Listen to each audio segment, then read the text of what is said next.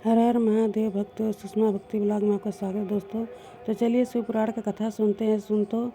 जो है बहुत ही मंगलदायक है यह कथा। तो चलिए भक्तों सुनते हैं शिव पुराण का यह मंगलदायक कथा और अपने जीवन में मंगल लाते हैं, अपने जीवन को सुखमय बनाते हैं। हर हर महादेव। चौथा अध्याय। संतनु कुमार व्यास मनन। मुनियों ने पूछा, हे ब्रह्मा जी, श्रवण मनन क्या है तथा कीर्तन कैसे किया जाता है? ब्रह्मा जी ने कहा, ईश्वर के रूप गुण और नाम में जो अपनी पूजा और जप में से रुचि बढ़ाता तथा निरंतर अपनी युक्तियों सहित अपने मन का उनके सम्मुख रखना मनन है, और श्री परब्रह्मा महादेव जी के अथवा शंभु भगवान के नाम का बारंबार जप करना कीर्तन है, तथा दृढ़ भगवत संबंधी शब्दों को सुनना, उसे चित्त में स्थिर करना श्रवण है। जब सत्संग में बैठकर भगवान श्री महादेव जी की कृपा से श्रवण कीर्तन कर ले, तब उनका मनन करे, वही सर्वोत्तम मनन है जिससे आत्मा पवित्र हो जाती है।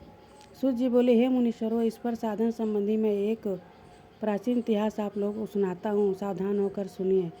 एक समय जब सरस्वती नदी के तट पर मेरे गुरु भगवान वेदव्यास जी तप कर रहे थे, तो संतन कुमार जी ने आकर के उनके निकट बैठकर पूछा, हे भगवान, शिव जी तो प्रत्यक्ष ही सबके सहायक हैं, फिर आप ऐसा तप क्यों कर रहे हैं? व्यास जी ने उत्तर दिया, मुनि के लिए। इस पर संतन कुमार जी ने कहा, अवश्य पहले मुझे भी ऐसा ही भ्रम हुआ था, परंतु जब दयालु शिव जी की आज्ञा से नंदकेश्वर ने आकर मुझे यह बतलाया कि शिव जी के श्रवण कीर्तन और मनन से मुक्ति प्राप्त हो जाती है, तब मेरा सारा भ्रम दूर हो गया। अतएव हे ब्राह्मण, आप भी ऐसा ही कीजिए। यह कहकर संतन कुमार जी चले गए। इस पर ऋषियों ने सूत जी से पूछा, जो श्रवण कीर्तन और मनन नहीं करता, उस जीव की मुक्ति कैसे होती है तथा बिना यत्न किए भी वह कैसे मुक्त होता है? बोलिए हर हर महादेव। पांचवा अध्याय। लिंगेश्वर परिचय। सूत जी बोले, हे ऋषियों, श्रवण कीर्तन और मनन में आसक्त प्राणी यदि शिव जी के लिंग बेर की स्थापना कर नित्य उनकी पूजा किया करे, तो भी वह संसार सागर से तर जाता है।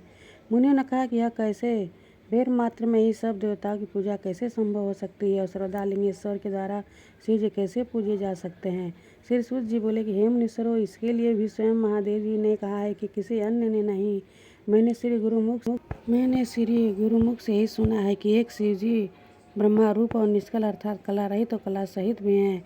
इस निष्कल में निराकार लिंग की प्रधानता है, परंतु वे सभी कलाओं से संयुक्त है, इसलिए शिव का साकार बेर स्वरूप भी हो जाता है, और इस साकार का और निराकार से शिव जी की ब्रह्म संज्ञक भी हो जाते हैं।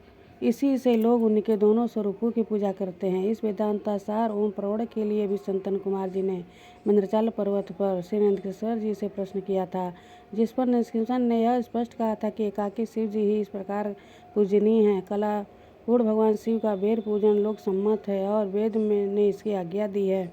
इस पर सब संतन कुमार जी ने लिंग बेर की उत्पत्ति पूछी, तो नंदकेश्वर ने कहा, पूर्व काल में जब ब्रह्मा और विष्णु में युद्ध हुआ तो उनके बीच से निष्कल शिव जी ने स्तंभ रूप में प्रकट होकर विश्व संरक्षण किया था, और तभी से महादेव जी का निष्कल लिंग और बेर स्वरूप जगत में प्रचलित है। इसलिए हमें शिव जी का इस रूप का पूजन करना चाहिए। पांचवा अध्याय समाप्त। हर हर महादेव।